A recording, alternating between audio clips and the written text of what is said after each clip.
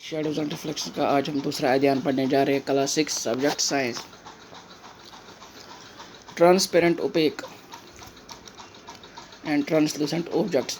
आज हम पढ़ेंगे ट्रांसपेरेंट ऑब्जेक्ट्स के बारे में, ओपेक ऑब्जेक्ट्स के बारे में और ट्रांसलूसेंट ऑब्जेक्ट्स के बारे में। रिकॉल और grouping objects as opaque, transparent और translucent in chapter 4। If we cannot see through an object at all, it is an opaque object. जिस ऑब्जेक्ट के आस पार पर हम देख नहीं सकते उसको हम ओपेक ऑब्जेक्ट कहते हैं। ओपेक ऑब्जेक्ट्स होगा स्टोन इसमें आता है। If you are able to see clearly through an object, it is allowing light to pass through it and it is transparent.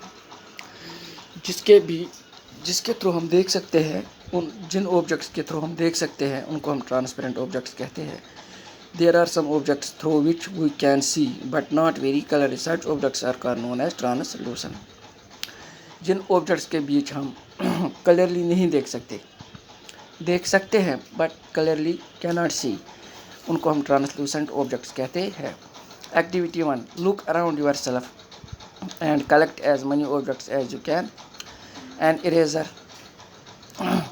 Plastic scale, pen, pencil, notebook, single sheet of paper, tracing paper or a piece of cloth.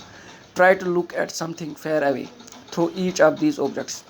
इन जो objects मैंने गिनाए आपको, जैसे plastic scale हो गया, pencil हो गया, notebook हो गई, आप देखो इन ऑब्जेक्ट्स के बीच आप देख सकते हैं कि नहीं। Is light from a far away object able to travel to your eye through any of the objects. Record your observations in a table as shown in table 11.1. We see that a given object or material could be transparent, translucent or opaque depending on whether it allows light to pass through it completely or partially.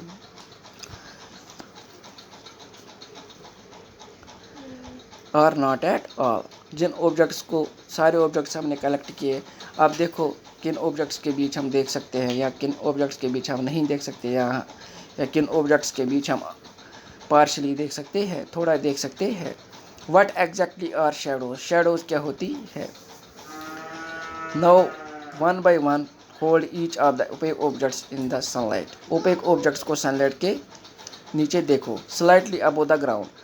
What do you see on the ground? आप ground पे क्या देखो? You know that the dark patch formed by each on the ground is due to its shadow.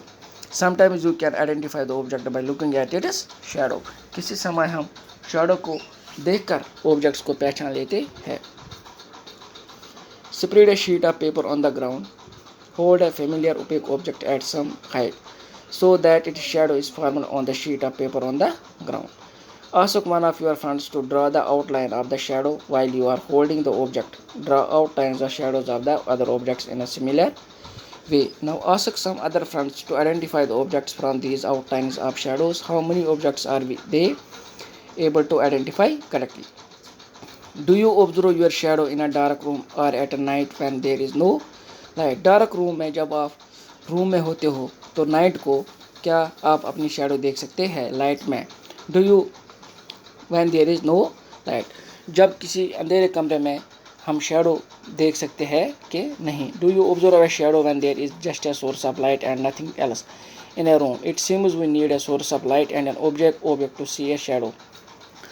जहाँ light होती है वहाँ हम अपनी शैडो देख सकते हैं, जहाँ डार्क हो, अंधेरा हो, वहाँ हम शैडो नहीं देख सकते, अपनी शैडो नहीं देख सकते। Is there anything else required? क्या इसके बगैर कुछ और चीज़ हमको चाहिए? बेटा मुझे उम्मीद है ये टॉपिक आपको समझ आया होगा। इसको अपने घर में 1-2 बार रीड कीजिएगा ताकि आपको पूरा समझ आ जाए। और आपको पता है आज कौन सी महामारी आई है जिससे हमें बचना है। पूरे आलम में ये बीमारी फैली हुई है, तो इससे हमें बचना है। इसके लिए हमें अपने आसपास का माहौल साफ़ रखना होगा।